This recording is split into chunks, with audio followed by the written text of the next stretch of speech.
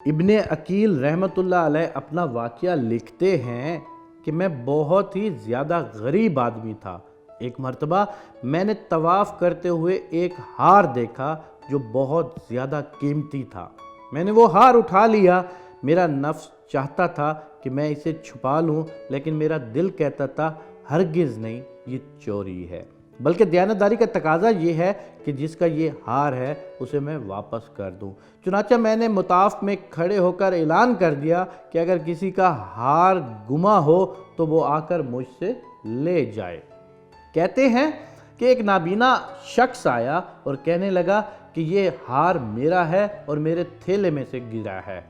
میرے نفس نے مجھے اور بھی ملامت کی کہ ہار تو تھا بھی نابینا کا، اس کا کسی کو کیا پتہ چلتا تھا، چھپانے کا اچھا موقع تھا، مگر میں نے وہ ہار اسے دے دیا۔ نابینا نے دعا دی اور چلا گیا۔ کہتے ہیں کہ میں دعائیں بھی مانگتا تھا کہ اللہ میرے لیے کوئی رزق کا بندوبست کر دے۔ اللہ کی شان دیکھیں کہ میں وہاں سے ہلا آ گیا۔ یہ ایک بستی کا نام ہے۔ وہاں کی ایک مسجد گیا تو پتہ چلا کہ چند دن پہلے امام صاحب فوت ہو گئے ہیں۔ لوگوں نے مجھے کہا کہ نماز پڑھا دو۔ جب میں نے نماز پڑھائی تو انہیں میرا نماز پڑھانا اچھا لگا۔ وہ کہنے لگے تم یہاں امام کیوں نہیں بن جاتے؟ میں نے کہا بہت اچھا۔ میں نے وہاں امامت کے فرائض سر انجام دینا شروع کر دیے۔ تھوڑے دنوں بعد پتہ چلا کہ جو امام صاحب پہلے فوت ہوئے تھے ان کی ایک جوان سالہ بیٹی ہے۔ وہ وصیت کر کے گئے تھے کہ کسی نیک بندے سے اس کا نکاح کر دینا۔ مقتدی لوگوں نے مجھ سے کہا جی اگر آپ چاہیں تو ہم اس یتیم بچی کا آپ سے نکاح کر دیتے ہیں۔ میں نے کہا جی بہت اچھا۔ چنانچہ انہوں نے اس کے ساتھ میرا نکاح کر دیا۔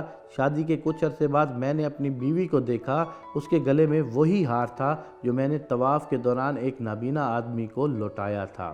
اسے دیکھ کر میں حیران رہ گیا۔ میں نے پوچھا یہ ہار کس کا ہے؟ اس نے کہا یہ میرے ابو نے مجھے دیا تھا۔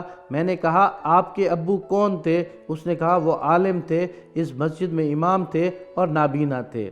تب مجھے پتہ چلا کہ اس کے ابو وہی تھے جن کو میں نے وہ ہار واپس کیا تھا۔ میں نے اس کو بتایا کہ یہ ہار تو میں نے ان کو اٹھا کر دیا تھا۔ وہ کہنے لگی آپ کی بھی دعا قبول ہو گئی ہے اور میرے ابو کی بھی دعا قبول ہو گئی ہے۔ میں نے کہا وہ کیسے؟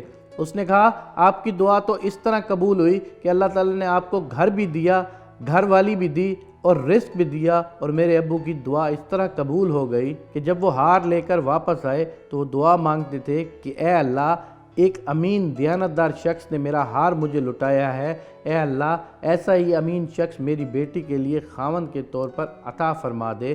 اللہ نے میرے باپ کی دعا بھی قبول کر لی اور آپ کو میرا خاوند بنا دیا۔ تو مخلص بندے کا کام اللہ تعالیٰ کبھی رکنے نہیں دیتا، بلکہ اس کی کشتی ہمیشہ کنارے لگا ہی دیتا ہے۔ ایک اور بات میں آپ کو جو سمجھانا چاہتا ہوں کہ جو چیز اس دنیا میں آپ کے نصیب کی ہے، خدا کی قسم وہ آپ کو ایسے ڈھونڈتی ہے، وہ رزق آپ کو ایسے تلاش کرتا ہے کہ جیسے موت انسان کو تلاش کر رہی ہوتی ہے۔